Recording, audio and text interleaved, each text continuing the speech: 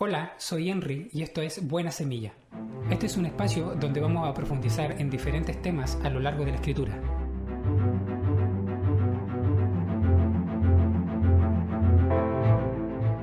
En este video vamos a responder la pregunta de ¿quién es Israel?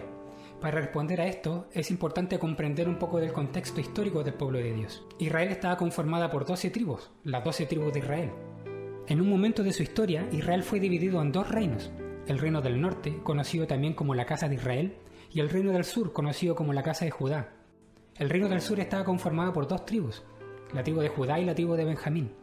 Por otra parte, el reino del norte estaba conformado por las otras 10 tribus restantes, es decir, la tribu de Rubén, de Gad, de Simeón, Aser, Leví, Neftalí, Zabulón, José, Isaacar y Dan. Estos dos reinos son llevados cautivos a causa de sus pecados. Después de esto, quienes regresan a la tierra son los de la casa de Judá, que son el actual pueblo judío. Pero la casa de Israel, después del exilio, fue dispersada por diferentes partes del mundo, y ellos nunca regresaron a su tierra. El reino del norte es conocido también como las famosas ovejas perdidas de la casa de Israel. En el libro de Jeremías capítulo 31, verso 31, se relata una profecía bien interesante, y dice lo siguiente: He aquí vienen días, dice el Señor, en los cuales haré un nuevo pacto con la casa de Israel y con la casa de Judá. No como el pacto que hice con sus padres el día que tomé su mano para sacarlos de la tierra de Egipto, porque ellos invalidaron mi pacto, aunque fui yo un marido para ellos, dice el Señor. Pero este es el pacto que haré con la casa de Israel después de aquellos días, dice el Señor. Daré mi ley en su mente y la escribiré en su corazón, y yo seré a ellos por Dios y ellos me serán por pueblo. En la Escritura existe una analogía del matrimonio para comprender la relación entre Dios y su pueblo. En un matrimonio hay un compromiso donde ambas partes cumplen ciertas condiciones. El incumplimiento del compromiso matrimonial implica la violación al pacto establecido. El profeta Jeremías señala que Dios es como un marido para su pueblo. Entonces, ¿de qué se trata esta alianza que Dios establece con su pueblo? Tomando la analogía del matrimonio, el pueblo se compromete a cumplir los mandamientos dados por Dios y a vivir la vida que Él exige. Y Dios se compromete por su parte a bendecirlos y a prosperarlos y a darles vida eterna. El problema que surge aquí es que el pueblo de Dios viola la alianza, haciendo que Dios les dé una especie de carta de divorcio, como señala el profeta Jeremías. Entonces, ¿cómo hace Dios para renovar esta alianza que el pueblo había violado? Y es aquí donde entra la obra del Mesías, el ungido de Dios que es enviado para entregarse como sacrificio para el perdón de los pecados del pueblo. El Hijo de Dios, teniendo una vida sin mancha, paga con su vida, que era lo que la misma ley de Dios exigía como castigo por las transgresiones.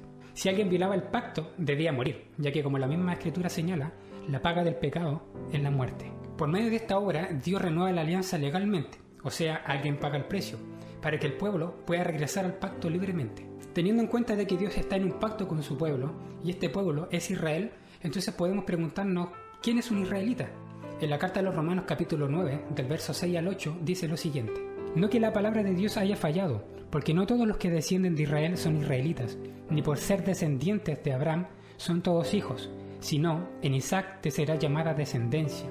Esto es, no los que son hijos según la carne son los hijos de Dios, sino que los que son hijos según la promesa son contados como descendientes. En la misma carta, en el capítulo 2 del verso 28 al 29, dice lo siguiente: No es judío el que lo es exteriormente, ni es la circuncisión la que se hace exteriormente en la carne, sino que es judío el que lo es en lo interior, y la circuncisión es la del corazón, en espíritu, no en la letra, la alabanza del cual no viene de los hombres, sino de Dios.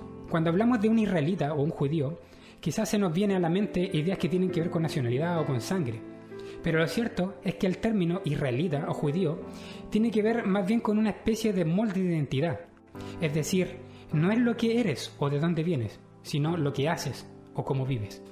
Un israelita es alguien que se identifica como parte del pueblo de Dios, alguien que está en un pacto con Él, y estar en un pacto con Él implica cumplir todas las condiciones establecidas. Teniendo en cuenta esto, podemos identificar tres grupos de personas. En el primer grupo están los que podríamos llamarles israelitas físicos o naturales, los que antes mencionamos como la casa de Judá, o sea, quienes son descendientes físicamente del pueblo de Dios. El segundo grupo son aquellos israelitas que fueron dispersados por todas las naciones, como ya vimos, la casa de Israel, los que después del exilio no regresaron. Dios señala en las Escrituras que este grupo de personas regresarán al pacto y a su verdadera identidad. Y por último, el tercer grupo son aquellos que no son israelitas naturales. En la Escritura se les llama gentiles. Esto es un término que quiere decir fuera de pacto. Son varias las cosas que suceden con la renovación del pacto descrito en el libro de Jeremías. Primero se renuevan las condiciones de la alianza con la casa de Judá y con la casa de Israel. El sacrificio del Mesías cumple el requerimiento en la ley para que los pecados de quienes violaron la alianza puedan ser perdonados justamente. Y aquí surge el requerimiento de la fe para la redención, es decir, quien quiera ser perdonado debe creer y aceptar la obra redentora del ungido de Dios. El perdón de los pecados hará que el pueblo pueda estar libre de la condenación de la ley para regresar a Dios y cumplir las condiciones de la alianza libremente. Es por esto que el libro de Jeremías señala que la nueva alianza se trata de que Dios va a poner la ley en la mente y en el corazón de quienes conforman su pueblo. Lo increíble de esto es que el efecto del sacrificio del Mesías no solo trajo beneficios para el pueblo natural de Israel, también trajo la oportunidad de redención para quienes no son israelitas naturales, o sea, gentiles. La nueva alianza permite que cualquier persona que crea en el Dios de Israel y crea en su obra de redención por medio de su Hijo, el ungido, el Mesías, pueda ser parte del pueblo de Dios y añadirse a este pacto. Quienes quieran ser parte de este pueblo deben dejar sus antiguas prácticas que violaban la ley de Dios, aceptar su sacrificio para el perdón de estos pecados pasados y adoptar la nueva vida en obediencia a los mandamientos que antes no cumplían. Entonces podemos decir que un verdadero israelita es todo aquel que vive de la forma que Dios exige, alguien dentro del pacto, que cumple su parte del compromiso, o sea, fidelidad a las instrucciones de Dios. En la carta a los Romanos capítulo 11, del verso 17 al 24, encontramos lo siguiente: pues si algunas de las ramas fueron desgajadas, y tú siendo olivo silvestre, has sido injertado en lugar de ellas, y has sido hecho participante de la raíz y de la rica savia del olivo, no te jactes contra las ramas, y si te jactas, sabe que no sustentas tú a la raíz, sino la raíz a ti. Pues las ramas, dirás, fueron desgajadas, para que yo fuese injertado. Bien, por su incredulidad fueron desgajadas, pero tú, por la fe, estás en pie.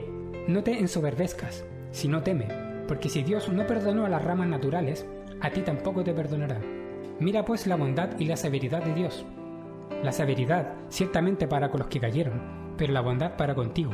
Si permaneces en esa bondad, pues de otra manera tú también serás cortado. Y aun ellos, si no permanecieren en incredulidad, serán injertados, pues poderoso es Dios para volverlos a injertar. Porque si tú fuiste cortado del que por naturaleza es olivo silvestre, y contra naturaleza fuiste injertado en el buen olivo, ¿cuánto más estos, que son las ramas naturales, serán injertados en su propio olivo? En este texto encontramos la analogía de dos olivos, el olivo natural y el olivo silvestre. Pablo menciona que el olivo natural representa al pueblo de Israel físico, mientras que el olivo silvestre representa a aquellos que no son israelitas o judíos naturales de sangre. Basándonos en esta escritura, al parecer habían personas que no eran israelitas naturales y se jactaban por ser mejores que estos israelitas, porque ellos violaron la alianza y no aceptaron al Mesías enviado por Dios. Pablo aclara que un gentil que se convierte al Dios de Israel es injertado en el pueblo de Dios, o sea, en el olivo natural, y que estos gentiles, que por naturaleza son representados por el olivo silvestre, son sacados de allí contra la naturaleza y vienen a formar parte de la misma raíz del olivo natural.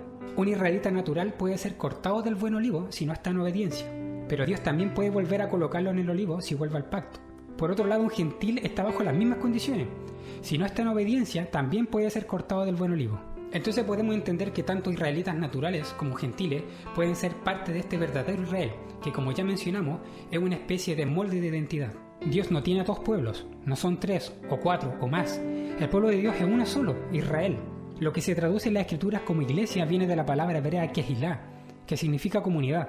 Entonces aquí surge la misma pregunta: ¿quién es la comunidad de Dios? La comunidad de Dios son quienes están dentro del pacto, son quienes viven en obediencia a Dios, o sea, la idea de un verdadero Israel. En la carta a los Efesios, en el capítulo 3, del verso 1 al 7, dice lo siguiente: por esta razón yo, Pablo, estoy preso por causa de Cristo Jesús, para bien de ustedes, los que no son judíos, pues ya sin duda sabrán que Dios me ha encargado anunciar a ustedes lo que Él en su bondad ha dispuesto. Por revelación he conocido el designio secreto de Dios, como ya les escribí brevemente. Al leerlo, pueden darse cuenta de que conozco este designio secreto realizado en Cristo, que no se dio a conocer a nadie en otros tiempos, pero que ahora Dios ha revelado a sus santos apóstoles y profetas por medio de su Espíritu. El designio secreto es este: que por el Evangelio Dios llama a todas las naciones a participar en Cristo Jesús de la misma herencia, del mismo cuerpo y de la misma promesa que el pueblo de Israel. Y yo he sido puesto al servicio de este mensaje por la bondad y la misericordia que Dios ha tenido conmigo, quien ha mostrado así su gran poder. La Escritura es bastante clara respecto a este tema. El pueblo de Dios siempre ha sido uno y siempre lo será. Quienes quieran servir al Dios de Israel deben unirse y ser parte del mismo olivo y compartir de la misma riqueza, Israel.